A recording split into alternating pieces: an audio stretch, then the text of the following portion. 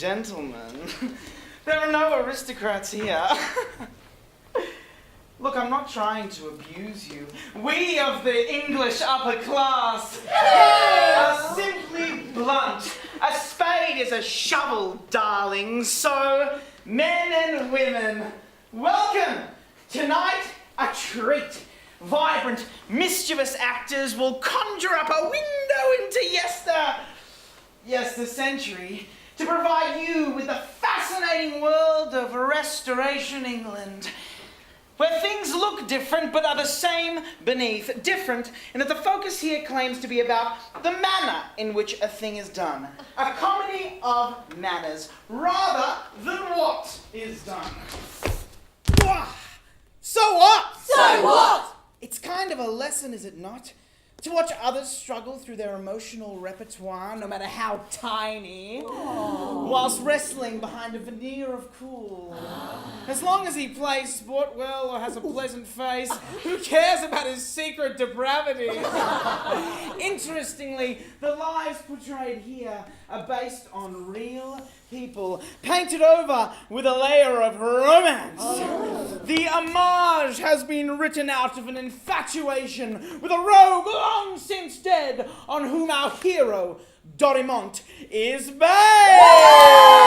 So, I and a few others will bring you the fun, the extravagance, the suffering of this long-gone age, and begin proceedings with a poetic summary of the original prologue. Let me go! Listen, this may look a little strange. Too right! What do you mean interrupting my speech? I'm not listening to your vile abuse. Don't you have any manners, fanatic? Your souls are in peril. This play is the celebration of depravity. Yeah, that'll clear the play. From a godless age. A Puritan. A hater of joy, suppressor of the senses, enemy of art.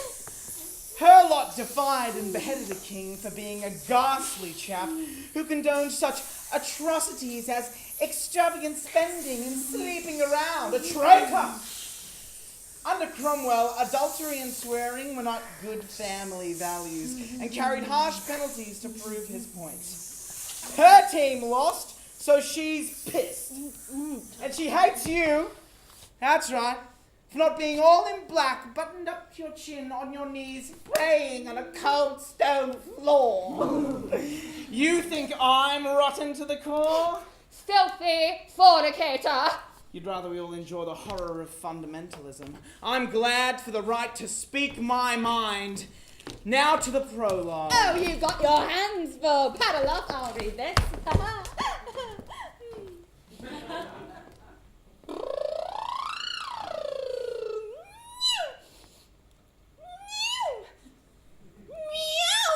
There it is. Like a trapeze artist, the playwright juggles on the ropes. Most die young, the rest are an endangered species.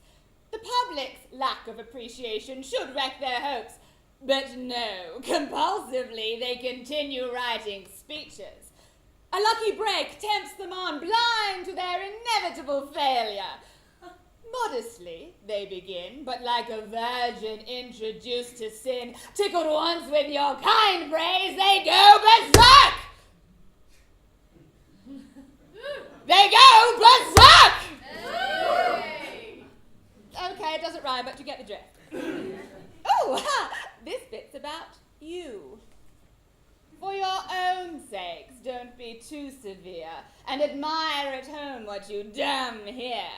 Since everyone is fond of looking at their own face, don't break the mirror when it's held up to your disgrace.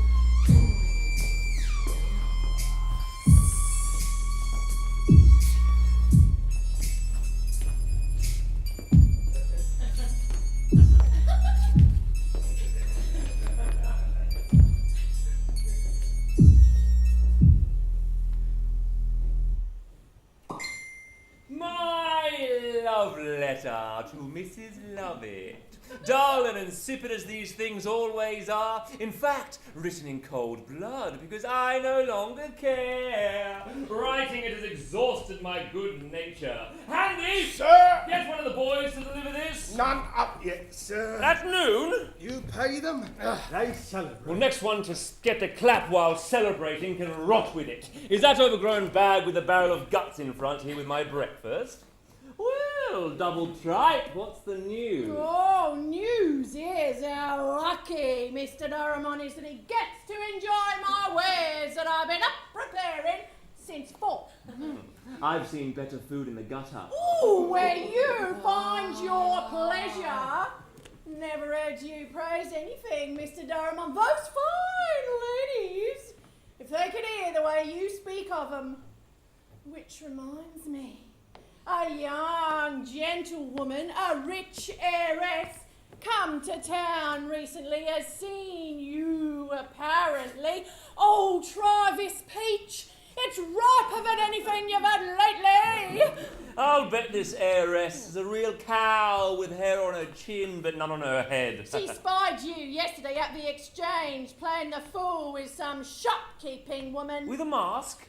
Slim for a cow. Mimicked you perfectly your way with women, that tacky charm thing. Doraemon, my life, my joy, my darling sin. How are you? Oh! Oh! Oh! Oh! Oh! Oh! Why do you put up with this cartload of scandal? Oh, you want to see the back of me? Get your man to pay me. The back of you is a misfortune, only you are spared. I would welcome the opportunity to see it disappear, brandy bottle. Come on, Nan, what's your retort to that? Well, hang him, I say. We all like to see a criminal of fashion dangle. Or perhaps a punishment more deserving for you both. May you get what it is you think you want. And what is that? Give me my money. Tell me the name of the mask. She may not be the kind of melon you pass from hand to hand. Pay me for the fruit you've had, Mr. Doraemon. Least it was honestly come by. Was there ever such a lazy slut? She has her hoard's tricks, but she makes amends when she chooses. Come on, Nan, tell me the name of the mask and Handy will pay you. She said not to. Where does she live? She and her mother board with me. She's a whore.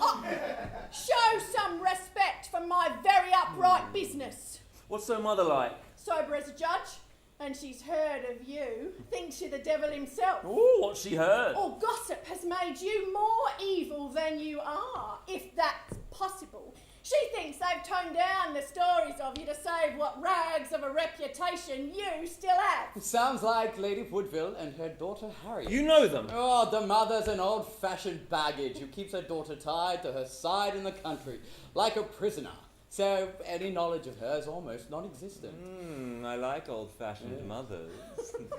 And her untainted daughter, what of her? Heir to a huge fortune. Nan says she's pretty.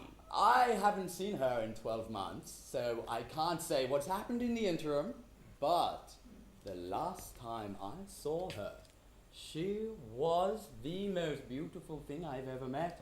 Even white teeth, pretty pouting lips like a rosebud picked fresh from the garden, moist with dew. Oh, make me get a grip! For once he's telling the truth. Is she amusing? More than most and twice as sly. She relishes training men to eat out of her hand, but I've never seen one benefit from the position. She's feral enough to tempt you, Doraemon, though you'd never suspect. Oh, flesh and blood can't hear this and not want to meet Her her. mother wouldn't let her out of the country without a plan. Hurry and dress, Doraemon. It may be later than you think. Good, Mr. Doraemon. Pay me. Though I'd rather give you the fruit than be bored by your replica here. I like a bit of cheek pity Medley hasn't the elegance to carry it off. Give her 10 shillings, Handy. And be sure to tell that young gentlewoman I want to meet her. Oh, how you long to tempt her. If you had a reflective nature, dear Mr. Doraemon, you might profit from your ruinous ambition. How are things between you and your stand-in, Mrs. Lovett? I never loved business, but now I hate it for keeping me from you these last 2 days. I wish to see you this afternoon and hope your conversation will help rid me of this tedious absence. My spies tell me, Dorimont, that this mask is a woman who accompanied you to the theatre. If someone betrays you to Lovett, this note won't save you. Good. Next to pursuing a new mistress, there's nothing more fun than a quarrel with an old one. There's been such a calm in my life lately. Not one unhappy woman to torment. Handy! Get one of those lazy boys to deliver this. I'm happy to help you in any romantic plan. I have a volunteer who would do an even more spiteful job than you. The devil take me. Who? The masked woman! She wants to hurt Lovett enough to expose herself as your task. During the last 2 days of love, this masked woman has made me promise to break it off with Lovett. To make sure it works, she'll help. She'll arrive at Lovett's this afternoon, say something tactlessly about seeing me with another woman. When I arrive, jealous Lovett will let loose. There'll be a furious quarrel. I'll admit I'm a rake, say her moods and jealousy are to blame, and I'll march off in a huff. Then the masked woman deserves you. Oh, and I'm only too glad to be taken. Handy, dress me.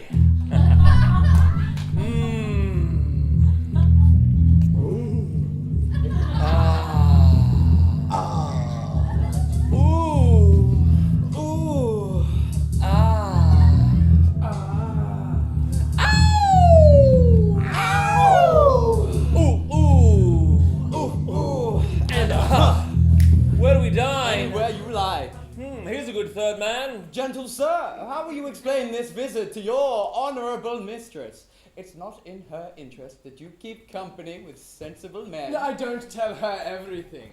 We've been lost without you. But our misery doesn't stop us wishing. The beautiful reason for your absence brings you all the joy a spouse deserves. You say you wish me heaven, but think I am bound for hell. Oh, your faith in love will save you. I couldn't survive on blind faith, not in anything. In your place, I'd be afraid. Of a bride. Or marriage.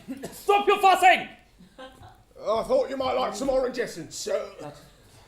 My natural odour won't offend the ladies.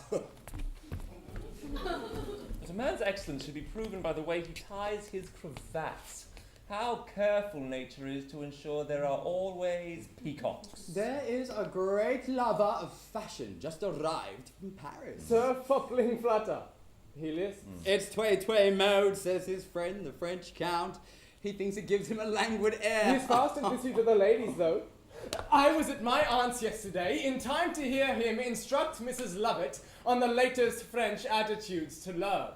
He says men should be agreeable, sometimes discreet, but not overly constant. Oh, in the right man's hands, such behaviour would have the deers eating out of them. How kind of him to pitch them at Lovett. He should know she's yours. Dorimont, can we talk in private? I have a dilemma concerning a sweet and gentle lady. Your man would speak to you. Gentlemen, I'll return.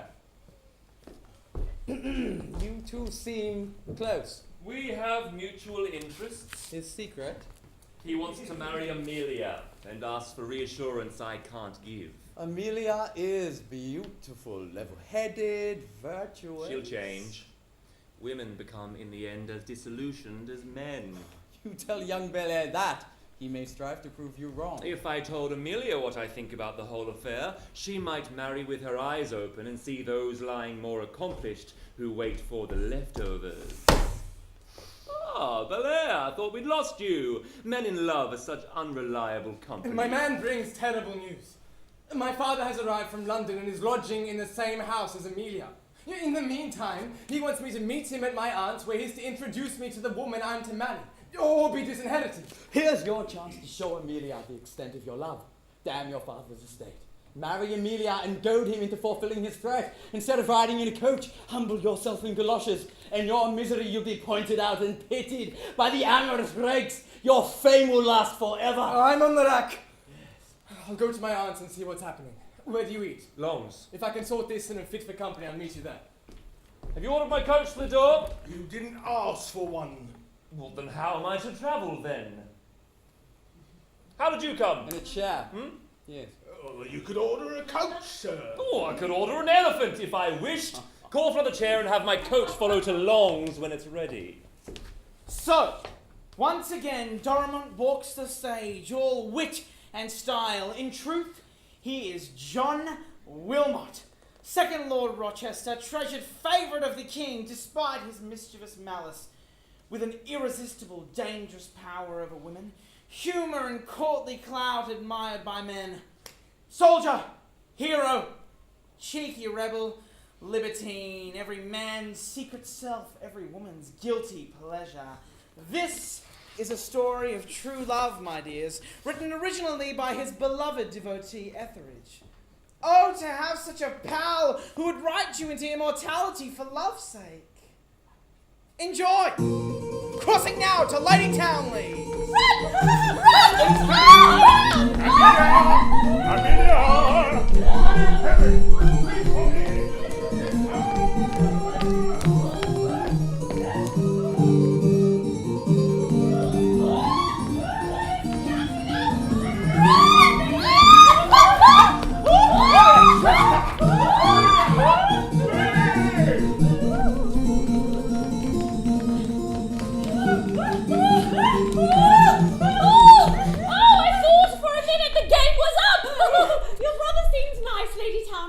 He called me a rogue and inquired about my financial situation. Have you seen your father? He's writing a letter in the library. Amelia, what are you doing here? Not jealous of your rival? On the contrary, I trust you. Does that make me a fool? Don't be... What? Stupid, ridiculous. Now is not the time to fight, my love. Father says I must marry this woman he has lined up, or he'll marry and disinherit me. Have your man send this note to my solicitor.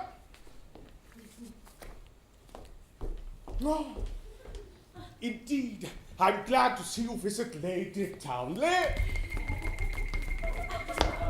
Fuss over her sister. She has a good nature, uncommon these days. But tell her to smile more. What do young women have to smile about? Indeed, it doesn't stop me from liking her. A melancholy beauty can have her own charm, but I love a pretty pout to change now and then into a smile.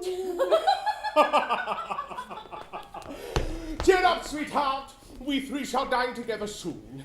In the meantime, I can't stand you leaving me. I can't stand you.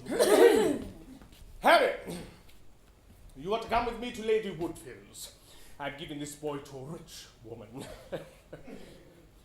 You needn't look so glum, sir. A wife is not a curse when she brings a fortune, but an idle town flirt wearing too much paint and a rotten reputation is the devil.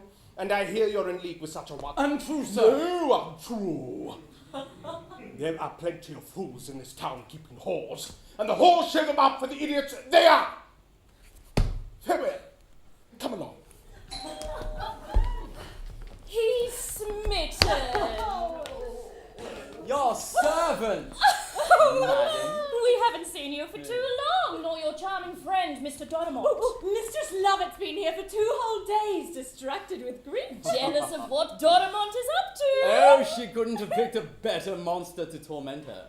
He serenaded her some nights ago with kettle drums and trumpets, woke the neighborhood. Why do women choose men who butcher their hearts in public? Women love a fight. Lady or whore, what woman entering the arms of her welcoming rake doesn't announce that for her he will change his evil ways? Indeed, there are many great wars fought recently between lovers, much chopping and changing. Tell us more. Through malice, indiscretion, or sheer good fortune, their trysts have been exposed, and I am able to furnish you with names, dates, deeds. Let's retire to the morning room where you can continue. I wait upon you and hope, though women can be hard to please, that the abundance of scandal I bring is enough to please you both. And off they go to assassinate the reputations of the rich, bimbos, and lovable conmen of their day. I thought we might consider a scandal from another time. Melbourne, Australia, where in the 1990s a rich, successful successful executive is celebrating a triumph. With a hotel suite, Dom Perignon, ecstasy, and an expensive sex worker. To heighten their excitement, the man strangles the woman as she orgasms. A sophisticated but cheap sex aid. So tell me, my dears, who was he? Client? Well, he weren't. 'Twas a woman, a businesswoman.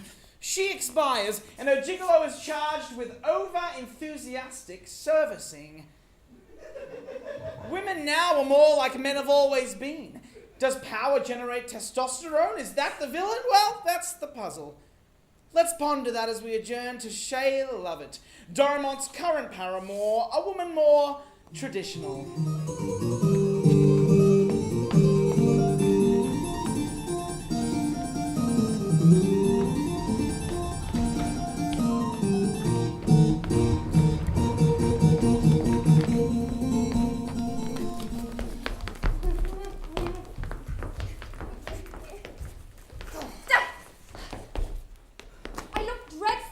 You haven't slept properly since you saw Doramont all those days ago.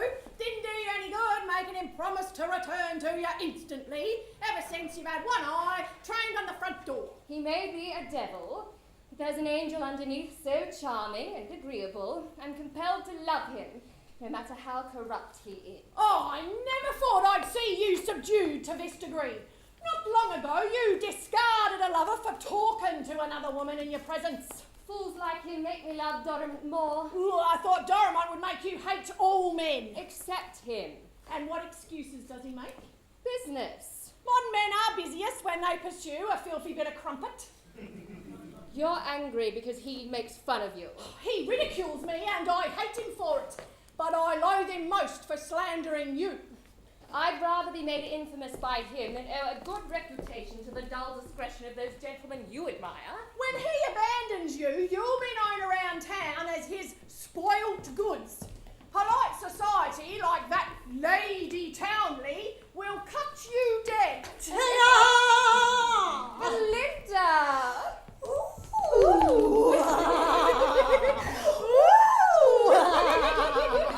Mwah, mwah, mwah. Where have you been the last 2 days? Oh, pity me. I've been entertaining country cousins who've dragged me all over London, including a play. Did you sight Doramont in your travels? At the play, yes. He was with you, was he not? Looking stylishly dishevelled, wearing a mask. It was you, wasn't it? He was with a woman? A lady, I would reckon. Given the respectful way he entertained her, he wouldn't have been so charming to a whore. They left together. She was some old friend? I would have said young-ish, tall, slender, with a gorgeous décolletage. Well, if it wasn't you, then aren't you reckless for loving such an uncaring man? My dear, although they do say he is so bewitching that few can defend their hearts against him. If I thought I could tear my heart from him, I would die trying. Perhaps it was a chance meeting that ended at her coach. Or, if it went further, be comforted, madam, that Doramont's behaviour will quickly expose her, and you will see her ruin. Her reputation destroyed before society. Whoever she is, all I hope is she loves him as I do, and I hope he gives her as much reason to hate him. Mr. Doramont, madam! Damn him to hell! I won't see him. I told him you're in. Then say you lied. Say I'm busy. Dear ladies!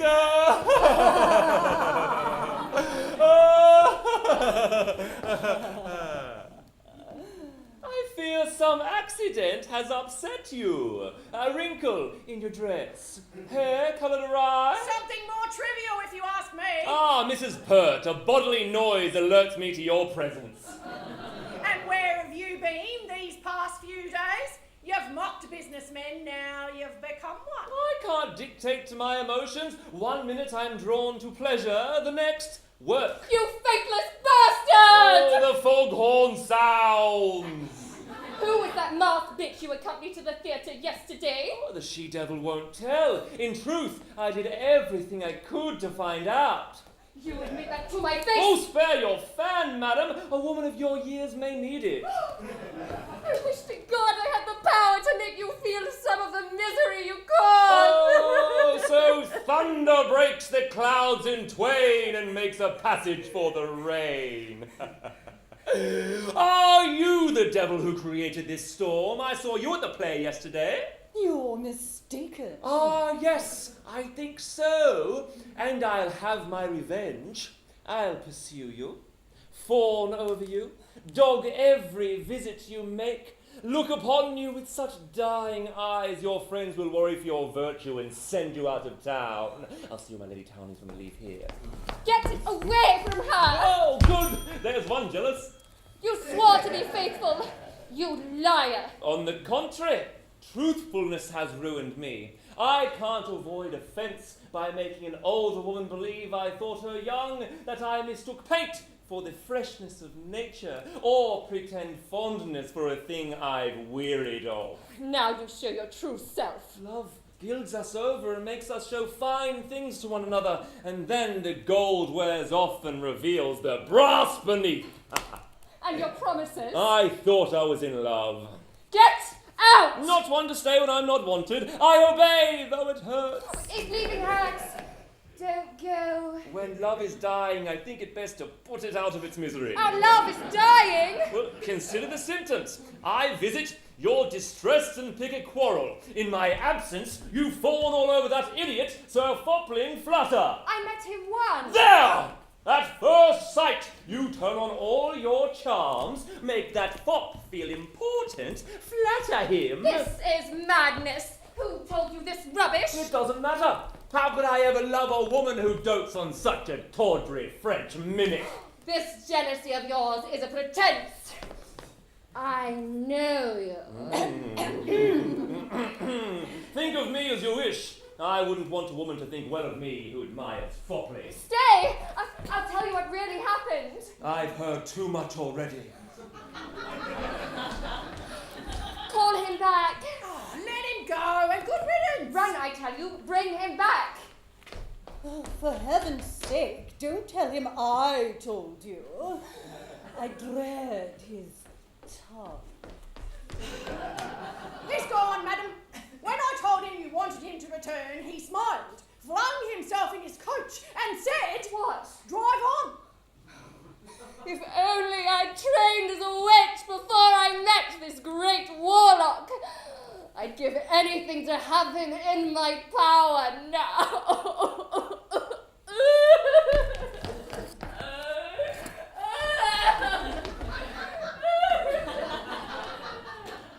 I'd heard talk of Dorament's fickle heart, but I had no idea he could be so cruel.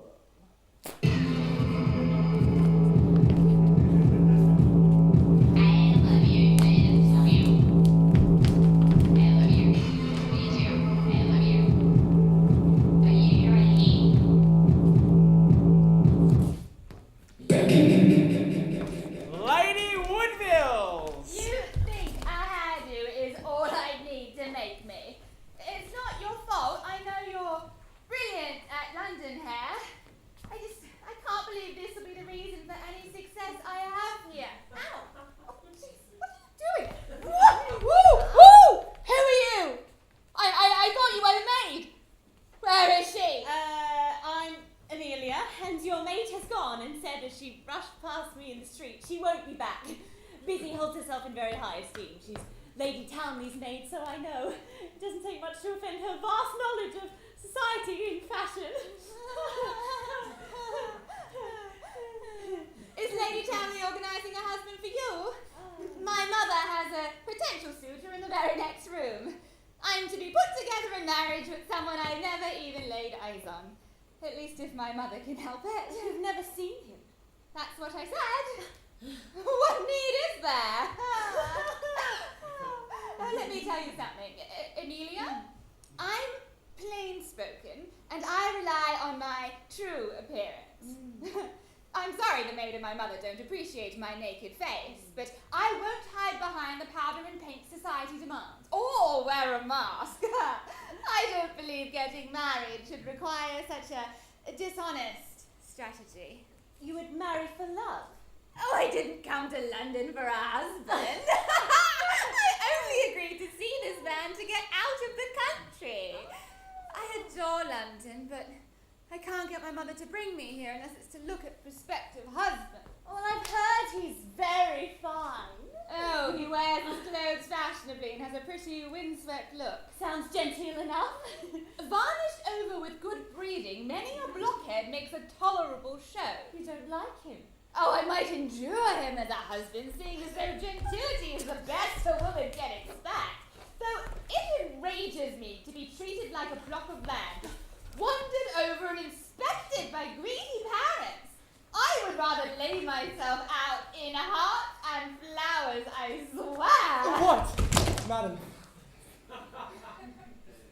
To be disobedient, sir. I would be disobedient myself. Like me, you would defy your parents. I swear. Let's shake on it. I didn't think I'd give you my hand so willingly. I, Harriet Woodville, And I, Harry Belair, do solemnly declare and avow that I will never marry you. a match. I do hope my lack of interest doesn't offend you, madam. You thought I'd be upset? Women don't like to miss a conquest, though they're often cruel to those in their power. You're in love? I am. And you? Oh, with London madly. But if you and I are not engaged, I'll be sent back to the country. Could we pretend to delay my dreadful fate? Can you play the part? I'll do my best. Show me how convincing you can be. Let me lean against the table and look shyly at my fan while you whisper sweet nothings. Don't make excuses. Things were different when we were young. Yes, the young are disrespectful at times. Quality and good breeding used to count. Now they mock virtuous women and chase actresses and trollops who wear next to nothing and push their weight around. Here, see your son and my daughter. Their attitude is improving. Now a look and a gesture so they'll think I'm saying passionate things. Oh, some good-natured nonchalance there. Put your weight on one leg and look around. And now smile and turn to me again with an amorous look. Oh.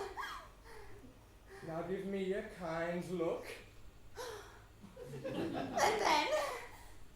Cut your fan together with both hands. Press it to your mouth. Smile. Now spread it. Cover your face and laugh loudly. Admirably well done. Oh, you rogue! Indeed, I like this. Oh, very promising. Come, there's love indeed, or soon there will be, don't you say, young lady? Oh, I say you're in a hurry, sir. You think we should fall to love like fighting cocks as soon as we're put together?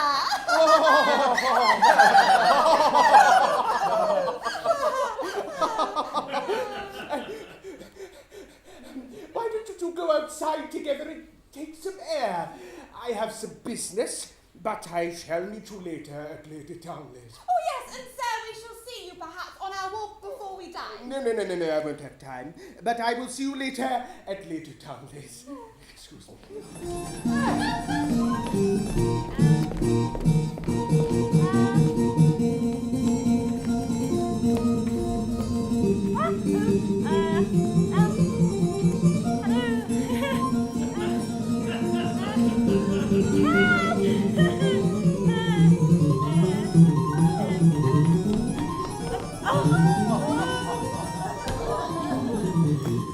Those of us not so thoroughly amused by your stories, Mr. Medley, must surely pray you lose your voice. Or worse. Oh, my dear Belinda! Mwah, mwah, mwah, mwah, mwah, mwah, mwah, mwah, mwah, mwah, mwah. We haven't seen you for an age. Where's your companion, Miss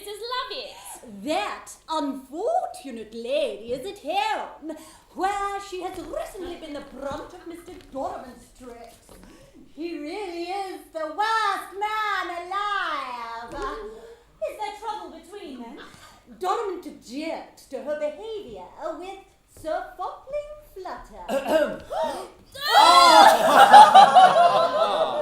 Dorimond, lucky you've come. You can shed some light on this discussion. Here's a lady. Who has a message from a broken-hearted friend. Oh, you are too concerned about your reputation, I know, to whisper things to me in front of Mr. Medley. Perhaps, Mr. Dorimont, it is something you do not wish to hear. Tell him, Belinda, whether he wants you to or not. Mrs. Lovett. Softly, these people love a joke at my expense.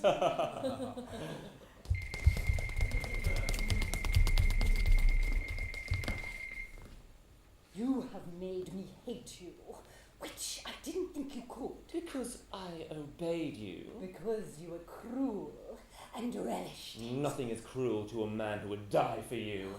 Remember, 5 tomorrow morning. The fear of meeting you makes my heart pound. So you will. Not Swear you'll come. on my life, on everything I hold.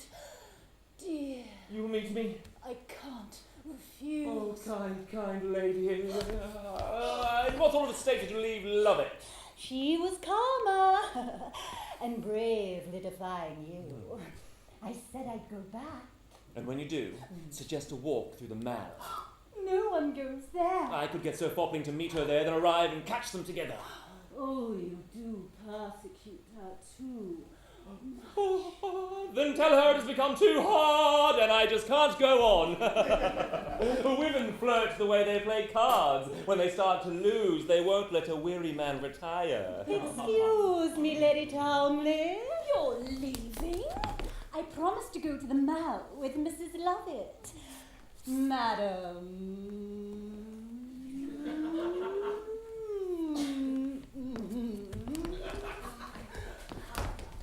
Her friendship with Mrs. Lovett is not suitable. There's talk that Lovett lives a fast life. Not good for Belinda's reputation. On the contrary, it will do her good, their acquaintance. Like boys who train under the famous criminal barristers, it should improve her skills on the bench. I see, Lady Townley, that yours is the place to be. You have an embarrassment of sedan chairs and coaches outside, the din of footmen in your halls, and the roar of fools above.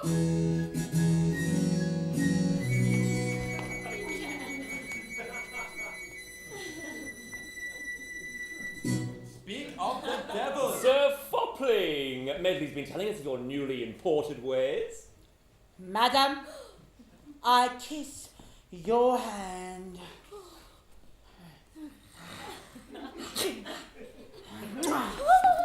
My visit yesterday was not work. I see you always surrounded by the fashionable. Lady, your servant. Dorimont, in truth, there is no one in Paris who beats your sense of style. Then I'll continue to make an effort, sir. A man's appearance is as valuable to him as any trinket. Very nonchalant, I'm sure. And it's a privilege to call such a stylish wit friend. And it's one of life's great pleasures to share a secret. Oh, in truth, there's no man more unsuitable for secrets. I can't keep them. Besides, nothing makes me want a woman more than to know she has the eyes of another. Stop it! What a right! Oh, let me perish! Will you, Sir Fopling? Wit has more power than beauty, otherwise you would not neglect this lady. Unforgivable! Such loveliness should have charmed me sooner. Oh, Dorimont's glamour eclipses any beauty I might possess. On the contrary, that dress is sweet. Worn so appropriate for summer, unlike silk. Dorimont! Isn't that Medway? Forgive me. Courtesy has stopped me from having you in my arms sooner. What, Dorimont? Your fame as a fashionable man is well earned. You're hardly worth mentioning. Oh, thank you. Have you seen my French coach? much faster and more stylish than the English models. You see, the French think we English are so contrary. Greedily we grab everything we can and become so modest about showing it off. Unlike your good self. Oh, please! My appearance is hardly worthy of your consideration. But the cut of my coat gives me a swing to wine, in which French gentlemen who make an art of romance say women find attractive. Am I right, ladies? Very becoming! Orange! The ladies know what's what, Dorimont. Outrageous flirts, too. Some of them. And being charming won't harm your reputation. Oh, I was practicing on a lady here yesterday. Yes, Mistress Lovett. You couldn't have chosen better. Quite notorious. She'll be at the Maligan tonight. Conquer her, and with the men at least, you'll be a legend. But I've heard fortune shines on you already. She's quite taken. Really? She seems reticent. Oh, she'll be at the Maligan, so we should meet before we go and discuss a suitable strategy.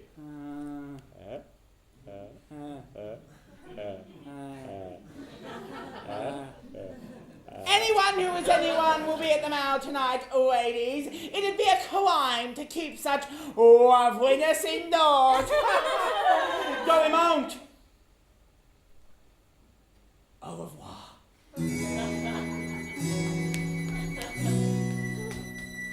Medley, will you come with me to watch him make a fool of himself with Lovett? I can't. I have something to do first. But I shall meet you in the Mall. Your servant, ladies.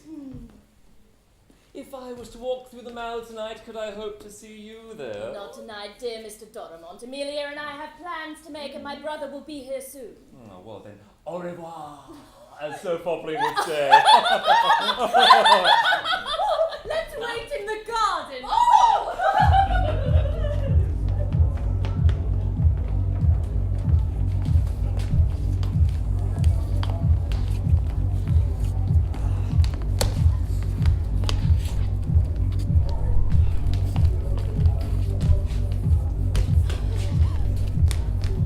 You look pale, madam. How many clubs like that are there?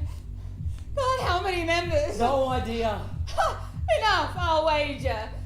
Gentlemen manage to keep their dirty secrets as a group despite their love of gossip. Oh, living in the country, I thought I knew something about animal husbandry. I thought people had some sentiment. No, I thought You wouldn't benefit from this experience. And what if one of those gentlemen had asked us to remove our masks? If you had been discovered, you would have been ruined. An unmarried lady in a gentleman's club. They have no right to be called gentlemen.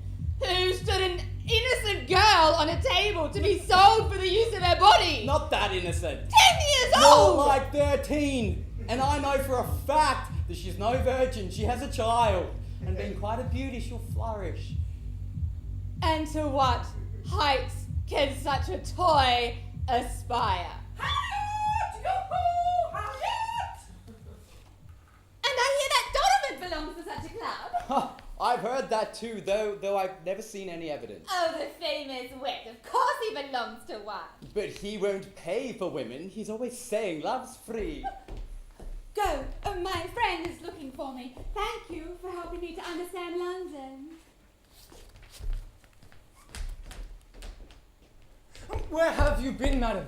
I have had to tell your mother such stories to hide your absence. She has been running around the Mall calling for us. You said you'd be half an hour. Oh, well, I've been looking for you too, all round. You must be so careful in these lonely places. Oh, I prefer quiet places, away from the gossips and scandal-mongering of Hyde Park. At least here we can be honest. Such solitude and honest conversation have been fatal to some of your sex, madam. Oh, some are undone at cards. Must I therefore give up the pleasure of play? Oh, how very unfortunate that you should. Lord, who is this? Dorimont, this is Harriet. The lady your father wants you to marry. She is beautiful. With brains and mischief to match. Your face. It's overcast. There was a smile shining there before. I never saw such a quick change of weather. You were talking of cards and playing, madam. What is your limit? A chat in public. And if a man is lucky, an evening at the theatre. Barefaced. But I hear you like masks and private meeting where women become committed for more than they can afford. I've played for high stakes, but I'm willing to make a small wager when I like my opponent. Being small, it wouldn't interest you long. If there is a considerable sum in the offing, then the hope of drawing a player in makes every trifle significant. Oh, gamblers often flatter wealthy opponents. Those of us less fortunate look to the rich for their charity. How humiliating to be dependent! But I doubt you could keep Lent for a woman. Oh, fasting 40 days would be worthwhile sacrifice to win your favour. Oh, Mr. Belair, let's go. Men are so dull when compliments start to flow. Oh, compliments weren't going to flow, though I've seen you blush at the dandy's flattery. The trouble you went to at court to put an agreeable expression on your face, false as paint. Well, I don't beg for men's affection as you do with the ladies, with a sly softness in your voice and a gentle slowness in your bow. Harriet! Harriet, my dear! We're leaving. But this is the most entertaining time to be here, madam. Oh, but that Donovan is here, Mother, who you call an evil monster. Oh, that's it! The plague's arrived! You may have been misinformed, madam. Oh, I've heard it over and over. He's a prince amongst devils. If I could speak in his defence. Oh, and I've heard about his tongue, too. Oh, they say it could tempt the angels to a second fall. What did I say? Isn't that going on? Harriet, quickly! Doraemon's coming. So, you've seen the daughter. And the mother loves me as long as my name isn't Doramont. And by Norman I meant Hampshire. A much more refined name for a servant. After all, it's where you're from. Hampshire, very fine indeed. Ooh, here comes Mrs. Lovett. Now you'll see some fun. I've instructed her to be all warmth and affection. I thought you would break your resolve and speak to him. I'd rather die. He won't find me the loving fool anymore. You don't love him. No.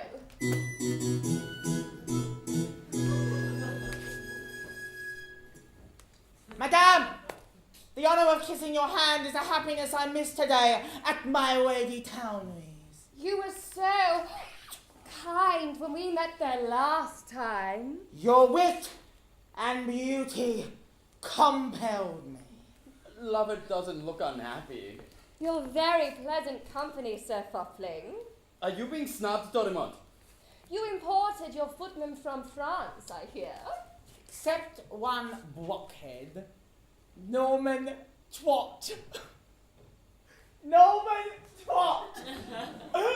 There's nothing more barbaric than English servants' names. So, because he is from Hampshire, that's who he is! The bait is far too attractive. You can't go from me to that. Oh, you are not jealous, Doraemon. How can I be when I don't care for her? I hope this pleasant walk, madam, has improved your opinion of the man. Sir Fopling, could you walk with me to the far side? I am all obedience, madam.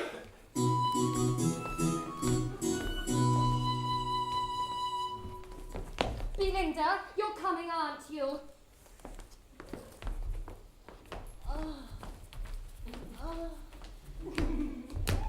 Good heavens! If only more of your friends were here to witness your romantic triumph. You're entitled to laugh, and I can see the point, but the game is mine. You hope to gain the upper hand. Well, she hates Sir Fopling. She's trying to rekindle my interest. Were it not for a very important project I intend to complete tonight, I would force her to pluck off that mask and reveal the passion that lies panting beneath. Gentlemen, I invite you both to Lady Townley's.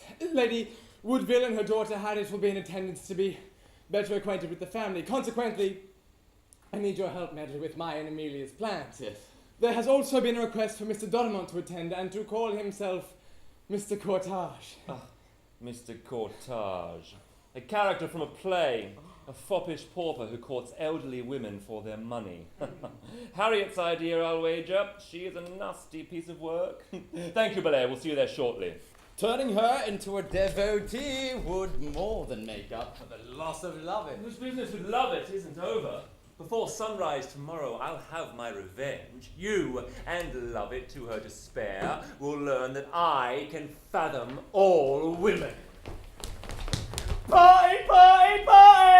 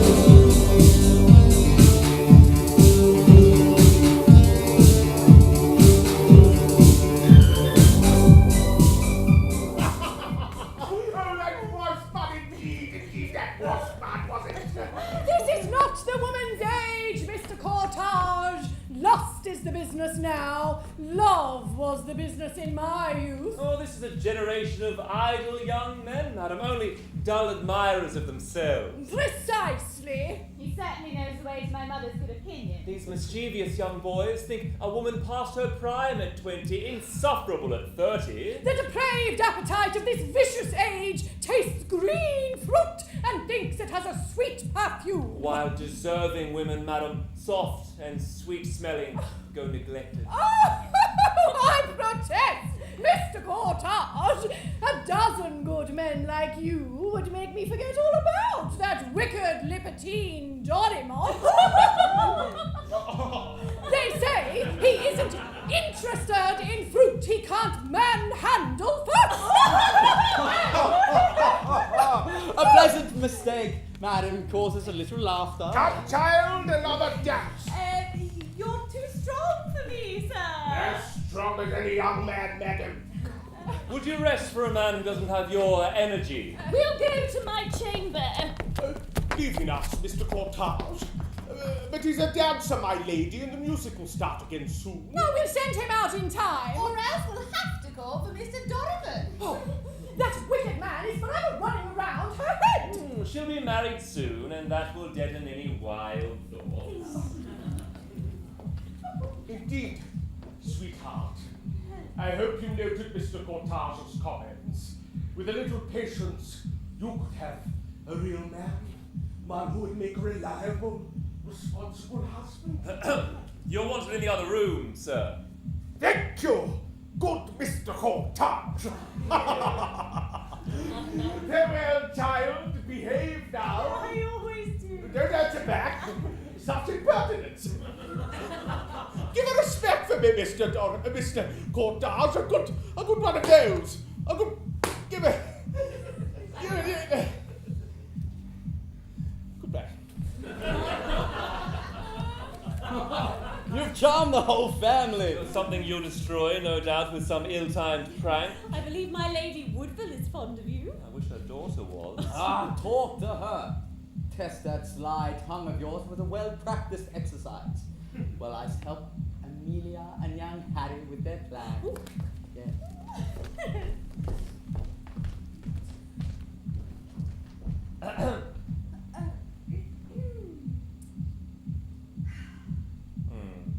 I see the jest in your demure curtsy. Don't think that sneering improves your face. My expression is natural. Please excuse my lack of A art. gentle smile would make such an improvement. If my face doesn't suit, too bad. Bet you'll change your expression, madam, when society's critics come to judge you at your court debut. Like all women, you'll hide your true nature behind powder and paint. And at court, I can no doubt expect to be picked to pieces and condemned as less than I am. Yes, drawing-room lovers will admire what is obvious and only lie about what cannot be seen. That is where their power comes from, believe me. But you and I could have a finer exchange. Really? We could speak of love. Oh, what a fright you give me! When the subject of your conversation lurches so to love, a subject I hear you know nothing of. I'm rarely afflicted. Does speaking of it discomfort you? You may hear from unfortunate rumors that my love is fatal. To a few easy women who are addicted to pain and humiliation. We're not all victims. But I hear you laugh at love. Not with you. I'm happy to be sincere and open. Oh, then my eyes shall glaze over and I'll think of something else as you chatter on. To begin. So that our company can see that you're all bored and full of scorn and I'm eager and friendly. When your love is strong enough to stand the risk of innuendo and gossip, you may trouble me with it. Until then, desist, sir. I was at the king's dinner table when my man Hampshire told me he heard fiddles and wavy townleys, and I had to come. Dorimont, let me kiss you.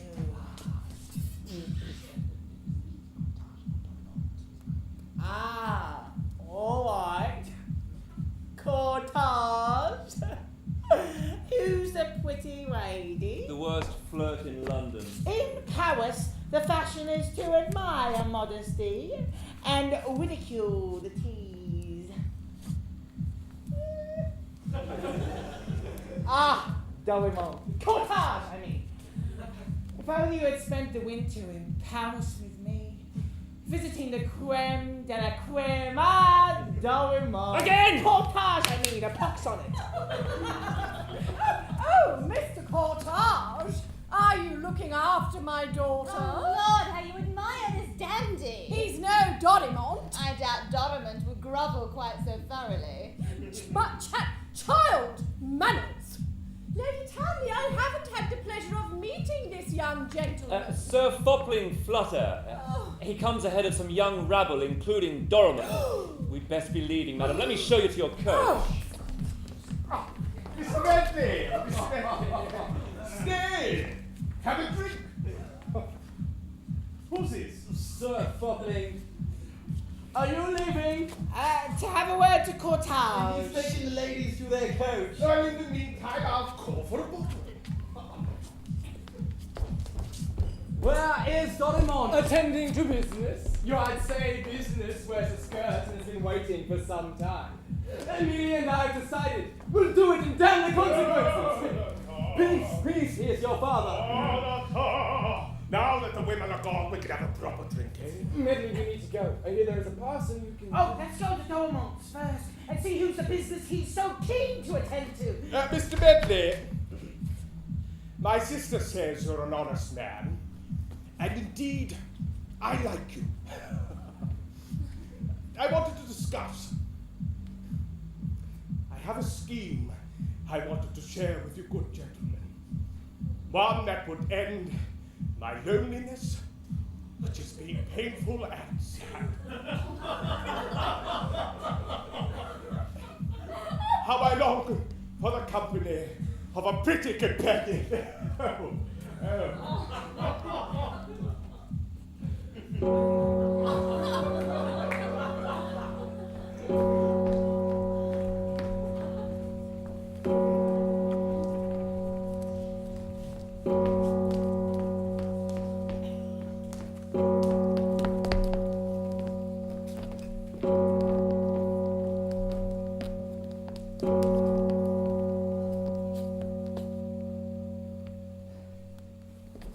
Do you have to go so soon?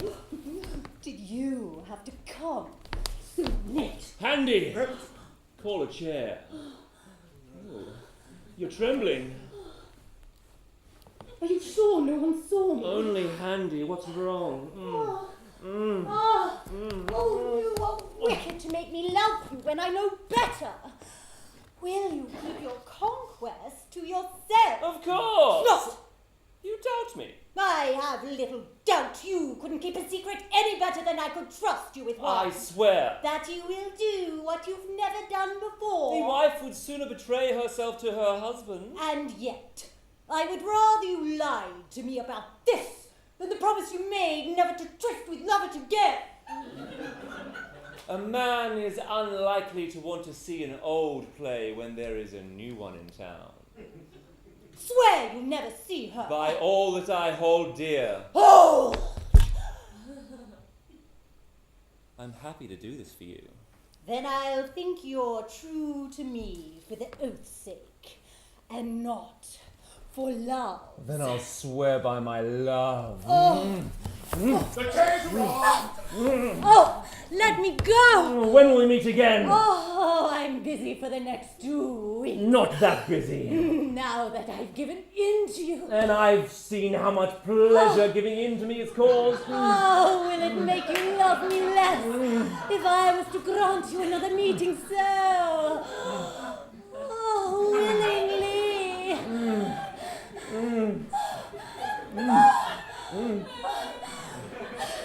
Listen, that music, it's coming from inside the house. Handy! Find out who it is! Mr. Bentley, Mr. Belair, and Sir Poplin with the fiddler! How did they get in? That door was open for the chairman! Lord, get me out of here! Quick, down the back stairs, I'll take you to the chair. No, stay here, meet them, and keep your promise not to see Lovett. Oh, I will. Handy, take her to the chair. Everlasting love go with you, my dearest heart, who I love despite her doubts.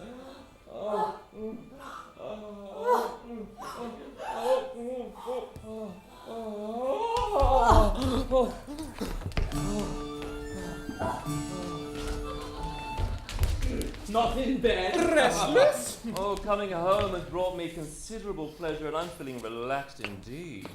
There's a wench involved. We saw the chair at your door. Tell us her name. Not now. Wise, very wise, Dorimont. Is she pretty? Oh, in an age where men are generous, she's pretty enough to guarantee yourself a comfortable career. She'll become one of the masks kept by the public-spirited men for the good of the town. Which reminds me, Sir Fopling, how did you go with Lovett? Oh, you might have seen for yourself had you been at the Mall last night. Dorimont, you saw the advances she made on me. Oh, anyhow, Ravens, my bath is ready. Adieu, Munchers! Oh, when are you going to have your revenge on Lovett, Dorimont? The minute I've changed, you must come with me. I can't. Young Belair has a wedding for me to witness. Sometimes you must weary of the single life. Perhaps when I'm tired by scrimping and saving. What did you think of Harriet? Little money bags put on a great show of not liking me at all. Perhaps she wishes to intrigue you with a challenge. I have a challenge. My father wishes to marry Amelia tomorrow. You must get to your plan, yeah? Go! Prosper! I must get to Lovett. I'm sorry, Medley, you can't come as my witness. Make her meet Sir Fopling in the Mall again, and he'll use him before me. Done. Harry, I'll be at your aunt shortly to congratulate you. As for Mrs. Harriet Dorimont, perhaps you should forget her. In truth, there is nothing to be had without church security. Well, then I may be forced to fall into the trap. You marry for love, Belair, not me. And I don't imagine matrimony will slow me down.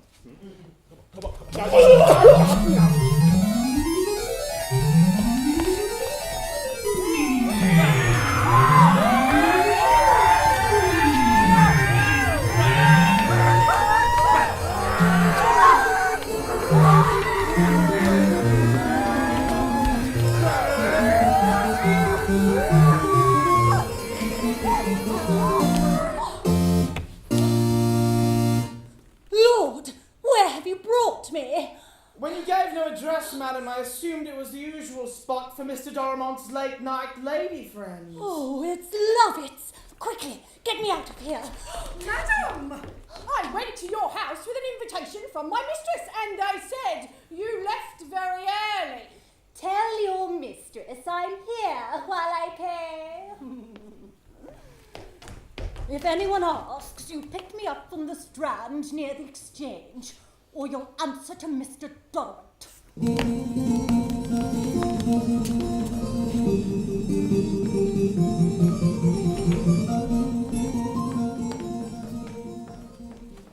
What is it?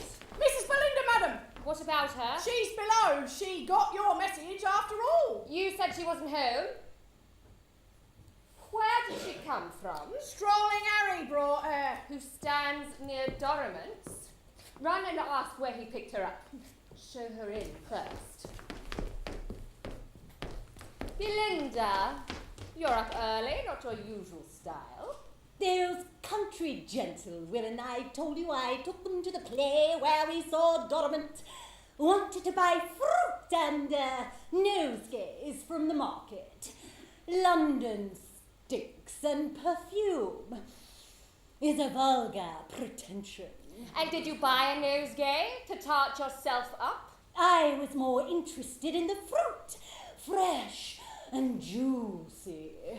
I'd just come from their lodgings when I got your message. And the chair you came in? Was passing on the way here.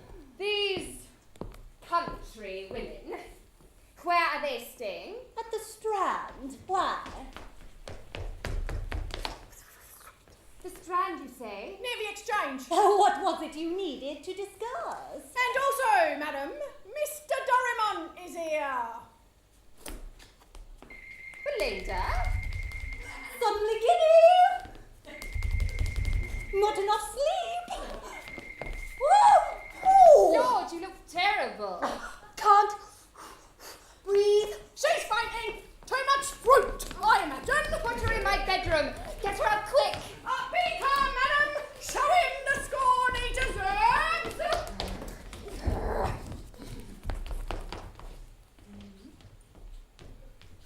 A touch of Sir Fopling.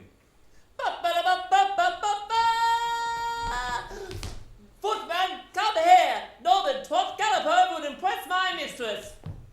Since noise and nonsense have such powerful charm, I change myself into what amuses you. You're loud and vain enough already. But without Sir Fopling's grace, Hampshire, that sounds much more elegant. There's nothing elegant about a mimic. If I was mimicking an ape, it would be less ridiculous than that giddy, simpering fool. Fools please women more than your toxic wit.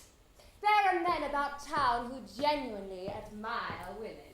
At best, you flatter us well. And fools are so easy to deceive. They lack your sophistication, Doriment, but their attention, which I enjoy, is relentless. They have nothing better to do. It's better to laugh than to be laughed at. Be you ever so witty? And fools flatter themselves so thoroughly they save me the trouble. Besides, I don't have to satisfy them to the extent of my love. Love I've squandered on the likes of you, you arrogant bastard. Ooh, I am surprised at you, madam, suffering fools beneath you when you still have some standing left in the community. Why not lose it all on an honest gamble? There'll still be plenty of lean years ahead when you'll have to cheat up a new stake with some devious scheme. Ooh, how dare you talk of cheating? Had a very expensive experience not purchased me knowledge of your lies, you'd be deceiving me still. This isn't the first time you pretended jealousy to gain a week with some slut. When a woman wants to discard a man, she always finds reason to blame him. Lately, Doriment, you've been so proud, abusing me so all of London will know what power you have. You think this power endures, and I love you still. On the contrary, I think you never did. Oh, I wish I doubted it too. Why are you disturbing my growing peace? To share your growing notoriety. You are the only author of my shame. I think not, madam. It is more likely your jester for whom you play the clown. Oh, Sir Fopling Flutter. In front of whom you snubbed me and walked off arm in arm and laughed. Rail on! Stay! You have something else to say? More compliments for the fool? Death, I haven't the patience. Let me go. I hate the nauseous fool. You know I do. Then it's scandal you love. You made me angry and I... Forget it. It's history. Well, I'm willing, but every time I turn around, the town is laughing, and Medley, when he's drunk, reminds me of it endlessly. He's jealous. Come, let's begin anew. I need to think about my reputation, even if you won't. Medley would love to see me fail. For my sake, you should meet Sir Fopling in the Mall again tonight and prove to the world why I love you. You want public satisfaction for the wrong I've done you? Is this some new way to make me look ridiculous? You won't give me proof of your love? I would die to do that. But I wouldn't, to save you from the rack, shame myself to please your vanity. Goodbye, false woman. Go. Do. You'll call me back. No exquisite fiend! I knew you only came here to torment me. 'Twas only a twinge of indigestion. What's she doing here? It's your fate, Belinda, to witness the abuse I suffer at the hands of this marvel of contempt. I do wonder why, after he has made you so unhappy, he's back. Is it too late? You reproach me handsomely, and I deserve it. All women will hate you for what you've done to my lady. I haven't behaved well, I'll admit it. But there are mitigating circumstances. Then explain. I need time and you in a better mood. Till then, farewell. Hurt. Call a footman. I want him dogged. Oh, forget him. I want to know who this wretched woman is. I would pluck off her mask and expose her bare-faced to the world. Belinda, come with me. The fruit this morning has made me feel nauseous. I must rest, my dear. I'll never rest. If his violence makes a ghost of me, I swear I'll haunt him forever! Ever! Ever! Ever! Ever! Ever! Ever! Ever! Ever!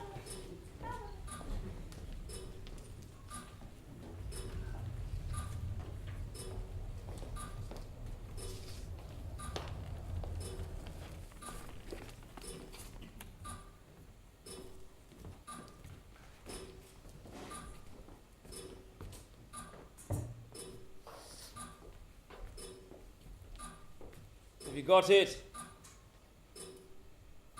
Yes, And come on, man, give. is this wise? It's essential. It just seems to me, sir, that this will do more harm than good. It's the ravages of the pox or the cure, Handy. Not much choice. I don't care what the so-called expert says. I believe mercury addles the mind. Oh, there's a bribe to be had if I play my cards right. And cards have left me in a perilous state, I fear. I'm tired. Causes madness. You're not making this any easier. I have a job to do.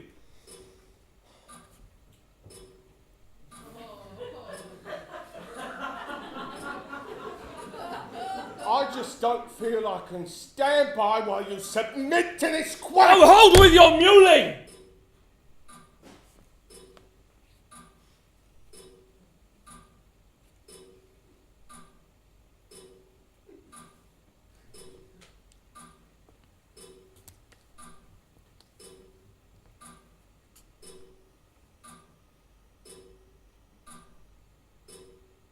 If it doesn't grow back, too bad.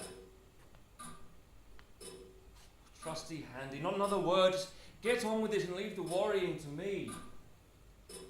Once I'm locked in the matrimonial cage, I'll rest and get truly better. But for now...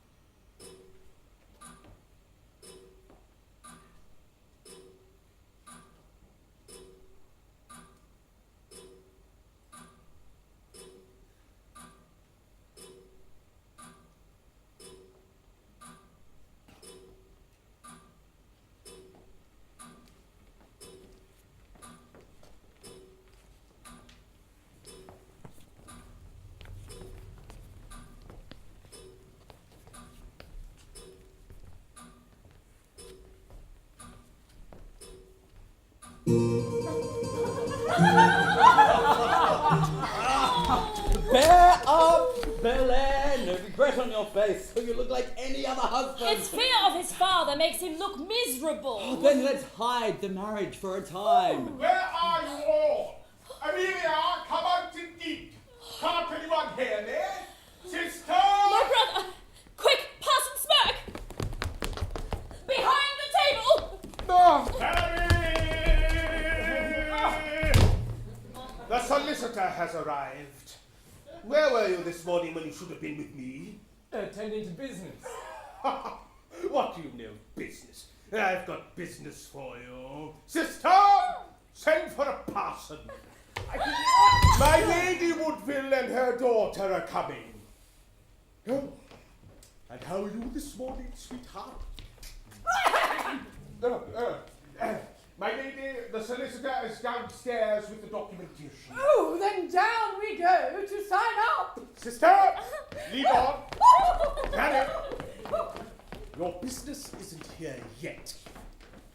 Excuse him until we finish, lady, and then he's all yours. Mr. Medley, you shall serve as a witness if you don't mind. Excuse me as you will, sir. Now what will you do? It's him or the country. You know he loves another? But his inheritance is at stake. You might find another husband. Mention Dorimant again, dearest Amelia, and I believe he bribed you to do it. Your mother loves Mr. Cortage. Oh, he treats her like a fool. He's witty. Oh, you like him so much, you marry him. You say you don't like him, yet you defend him to your mother. You were most amused by his poetry. Oh, my laughter was mocking. Me, me, me, me, me. None ever had so strange an art, his passion to convey into a listening virgin's heart and steal her soul away. Poetry written by me! What a vision! Her beauty gives her lover a stirring introduction, not only flattering to him, but written by him. With your love of theatre, you could drop to one knee as though wounded by love.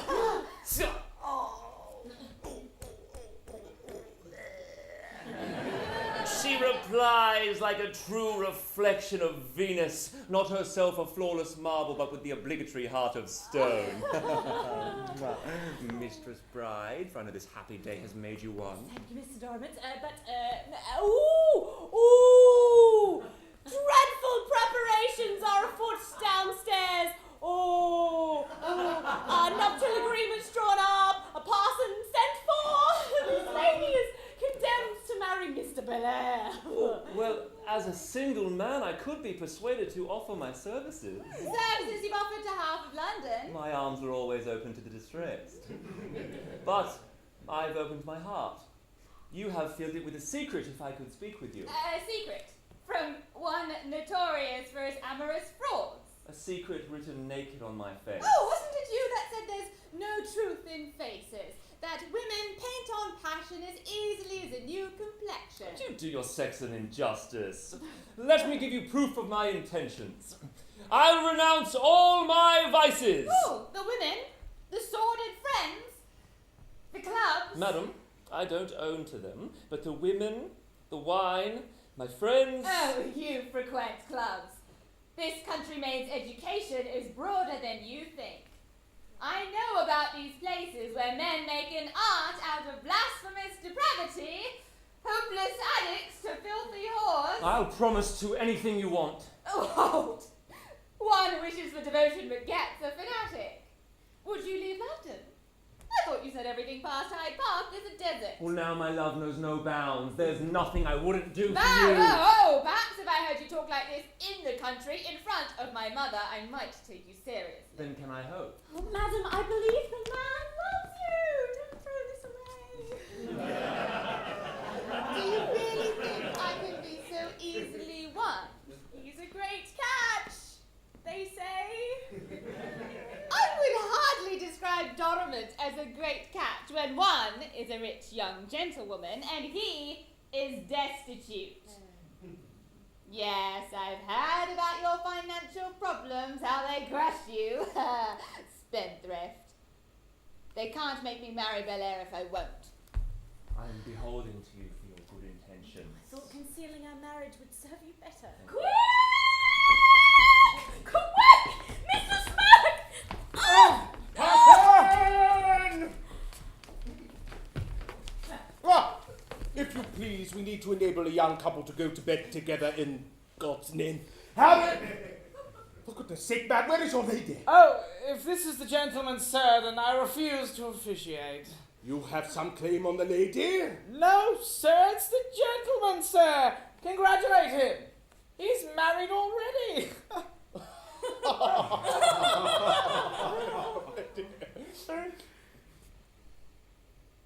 You're married, boy? Well, indeed, it would be my wedding day, too. Give me your hand, sweetheart. Give me your hand. Come, give her your blessing. This is your son's new wife. No!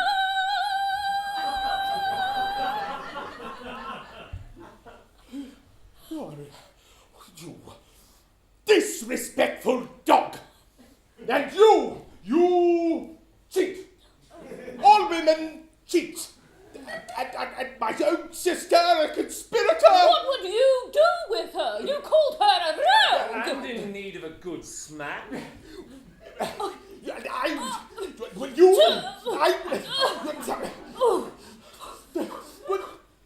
a rogue! And you pay for this! Let him cool down, Mr. Smirk. A worthy Christian parson will comfort him with God's love and wisdom. Go, Mr. Smirk, and preach. Well, I've been made to look a fine fool. The old man had nothing to do with this plan, madam, and I'm sure he'll return soon to tell you so. I'm not staying in this wicked town a moment longer. Harriet, we're leaving now.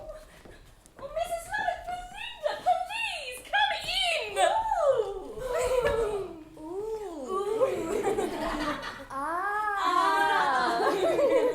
Have I walked into some special occasion? These young people have just married. Oh, dearest Amelia, my best wishes. Indeed, madam, this was not my doing. My brother unwittingly misled this lady to believe she could marry my nephew. I understand. The mother of a lovely heiress has lost a potential son-in-law, but others may be in the market for such a lady. Mr. Dorimant? Mr. Dorimont, madam. I think your daughter knows who he is. What? Cheated again? Come away, child. Mother, here is a sad situation we may help to resolve. A father out of sorts because of his son's willfulness. Yes, brother, think carefully. You are all these two young people have. Lady Woodville and Harriet don't want them to I would have trusted you with this secret, but I knew that in a fit of rage you would have ruined things for me, which now unluckily you have. Thank you, madam. Oh, this Harriet, you wanted to marry her? You see, you understand, and yet you make me give her up. Had you been reasonable, I would have had her money and been in the black at last. You might have trusted me with your plan. Why did you go under a false name? It's too long a story for now, but be satisfied that this is the mask that has kept me from you. No idle mistress. A wife to repair the ruins of my estate. I'll never be happy again, Mr. Dorimant, but this information makes my grief a little lighter. At your service, madam. Always. Belinda. Don't think yourself clear with me. Are all men this dishonourable? It's as unreasonable to expect us to perform all we promise in love as it is to expect us to do all we threaten in anger. What made you visit Lovett's this morning? You gave me quite a surprise, but a pleasant one. We must meet again. Are you mad? If we meet again, may it be in hell. Sounds delightful. Do you have a marital interest in Mr. Dorimont? Because I'm reliably informed that he, like his late father, is in good standing with the king still. Unbelievable though it would seem, the way he behaves. Sir, you can't be so hard that you would deny these two souls your blessing. Here is a young woman suitable enough even for you. Surely she will suit your son. Oh, indeed. Rise! And God bless you both. Come. Make much of her, Harry. She deserves your kindness. I didn't think you had it in you, little miss. Sweet little miss. It's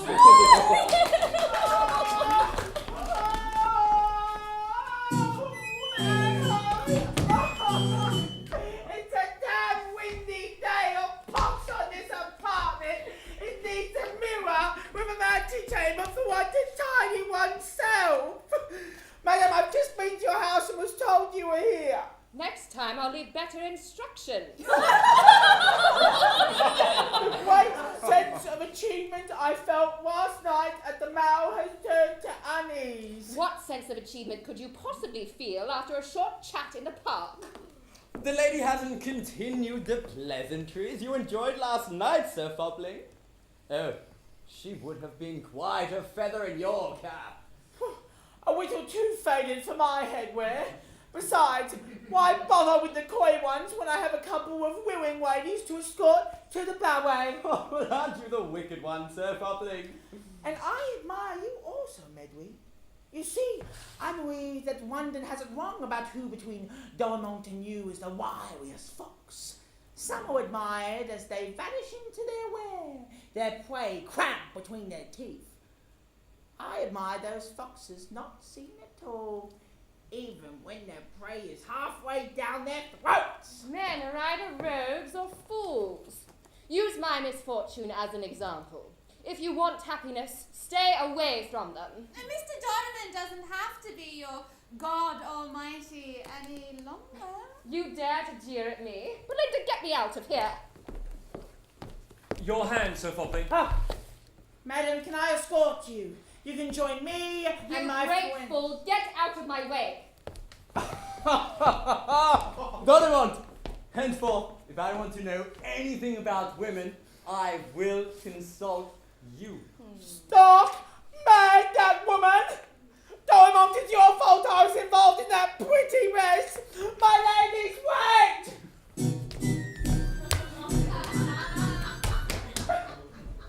Brother, the entertainers have arrived! Then let us join them with the newly married couple and celebrate their joy. Madam, I take my leave of you. Will you give Dorimont permission to call on you? If his business brings him our way, he will be welcome. To a great rambling house that looks empty, the family is so small. There you'll find my mother, an old lame aunt, and me, sir, perched on chairs at a distance in a large parlour like 3 melancholy birds in an enormous aviary. Won't that upset your resolve? No, madam. The first time I saw you, you left love in my heart, and in that moment, my soul gave up its liberty to follow you. Say, I think I can hear the noise of country crows already. There's better music in any London hawker's cry. Lady Woodville, are you and Harriet joining us? Oh, we must leave for the country. Then this young lady shall join us for a time and have a dance before she goes.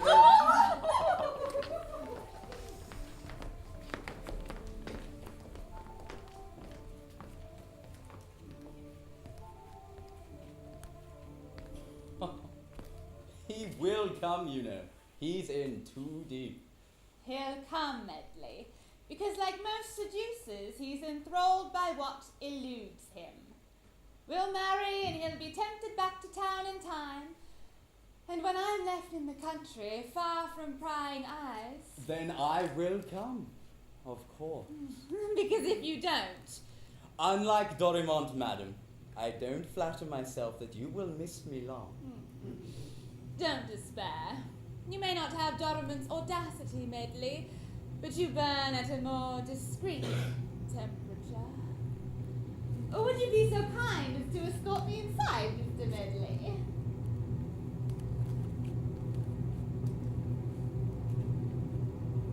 This is not right. What happened to writing me into immortality for love's sake? Harriet, my wife, loved, no, adored me. Wouldn't cheat on me, certainly not with Medley. you left your wife in the country as she predicted. Well, she didn't predict anything For an of that actress sort. worse than any slut. Are you talking about Liz Barry? You know what she was to me? A bet. With friends. When I first saw that wretch, she was being booed off the stage, and I said, in 6 months, I would make her the greatest actress on the London stage. And I did it! A damned fine feat. I produced the greatest actress of the age for a bet. And Elizabeth, so like you, utterly fascinated by herself, couldn't be kept for love or money. Well, how could anyone love such an ugly bitch? I left her. Just her. Our child died of her neglect. What a horror. Neglect from both of you, John. How many theatres did I trudge through, searching? John Wilmot. Fatherless, too young. Godless, suckled at a Puritan breast. But I digress. Brave warrior. King's indulged soldier boy, rotting, unable to stand in the end, sexually incapacitated at 33 years old. What rubbish! Forced, they say, to stay in the saddle, stuck there by decay. Malicious gossip! Unable to dismount, dying as you took your last parade through the grateful crowds of London. Mocking me in such circumstances is cruel. So, back to your loving wife, as you say.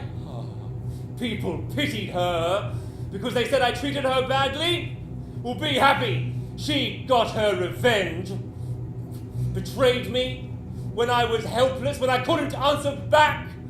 My wife and that shrew of a mother strove to tangle me in their pious apron strings, set those despicable priests on me, filthy bastards, tormented me on my deathbed, said I'd repented, been forgiven, though it's plain to see I'm not in heaven. They claimed me as their poster boy, nailed me to the wall, and tried to rewrite my nature for the church's sake. Well, don't believe them. In my heart, I clung to my own truth. I am a rake, and proud of it. Young and wild. Aphra Behn, great English playwright, wrote me into her finest work, clever child, loved me hugely, and I never touched her. Am I worse than any other man who loved and was adored by women, but only for the pleasure of both parties? I was never a beggar in love. Please, my jewelry. Friends, don't be unforgiving. You, the lucky you who are still the living. See me as I truly am, for I am you. Please, don't turn away. Be mine too. Leave me from your judgment free, and I will give my thanks to thee for thy charity.